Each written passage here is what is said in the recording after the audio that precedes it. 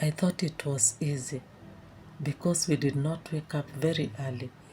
We left the house at around 11:30 and walked all the way to the hills. I was fine because I wore shoes that I thought were best. Very light, simple rubber shoes, comfortable in the sun, something that I was used to. The hot sun here is a usual thing. I was happy. Finally, I was going to see the hills.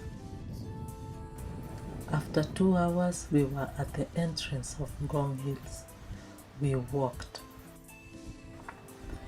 6 years back, I was very active on Facebook. The photos I was going to take that day would all be uploaded to Facebook.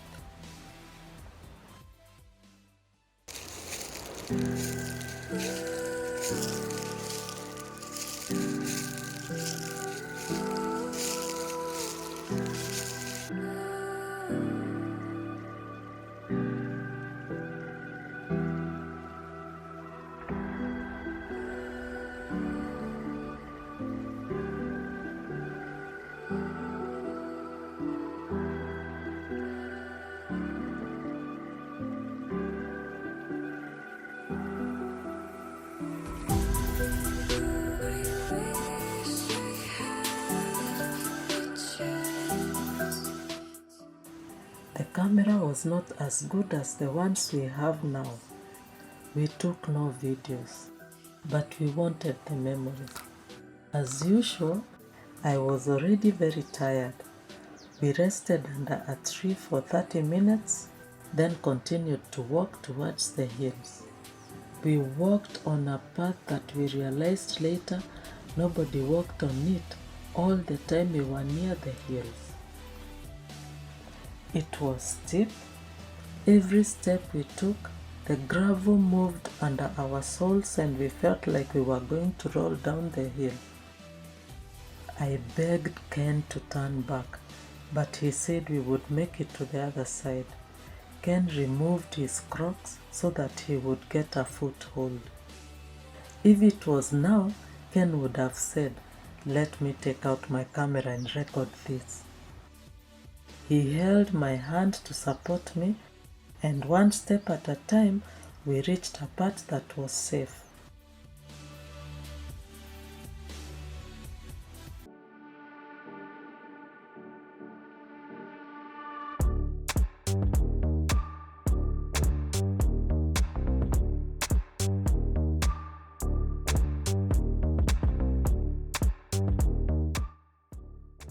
When I looked around, I realized that most people had been watching us.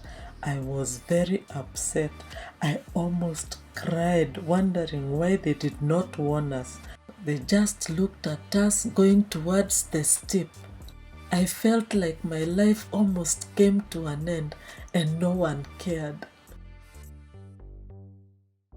As time went by, I pulled myself together and started admiring the surroundings. The breeze was a joy. We did not even realize the sun was hot. We took more photos as we walked towards the hill. Our camera would have recorded some videos, but we did not think of uploading them at that time. We took lunch under a tree and rested a bit.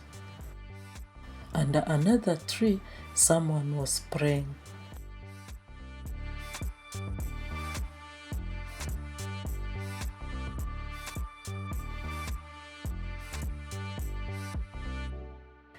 I was too tired to go on, so we turned back. That is when I realized I was half dead tired. And then I felt small stones in my shoes. I lifted my foot and saw a big hole in the sole of my new rubber shoe. The gravel did not only want to take my life, but made sure to leave a mark under my shoe.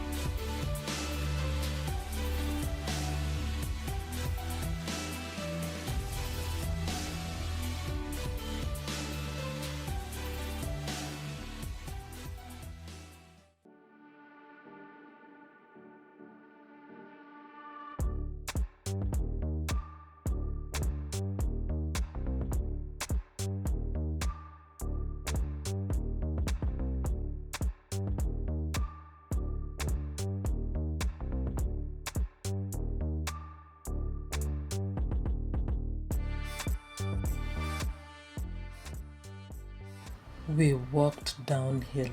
Each step I took, my legs shook, and that was the wrong time my digestive system decided to be most active. That is when I learned that fatigue can make you angry and unappreciative. I complained a lot, which was bad manners for me to do because it was our day out.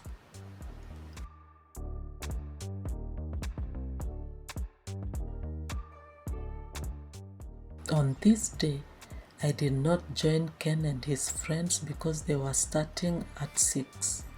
6 is sometimes too early for me. This time, Ken managed to record even in the first walk.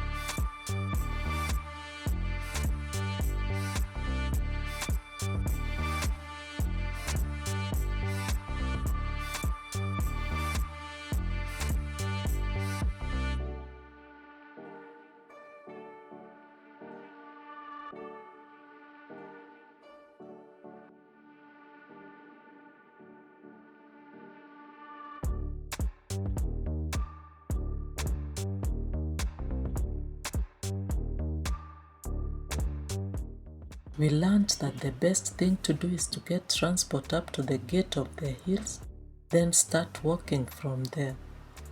The adventure was a breath of fresh air.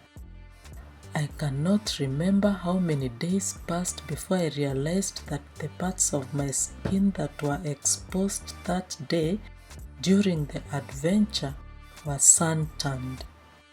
I was surprised because I did not feel the heat on the hills.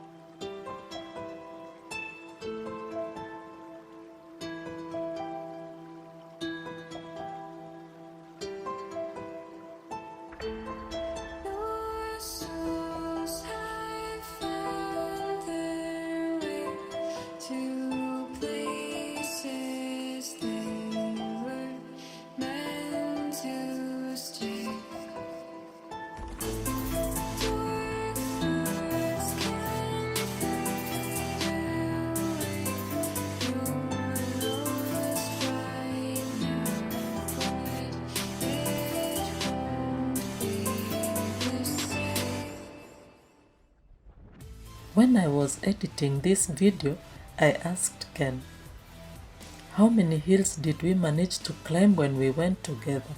And he answered, none. I laughed out so loud because I had felt like there were 53 hills. I could not imagine I did not climb even the first one.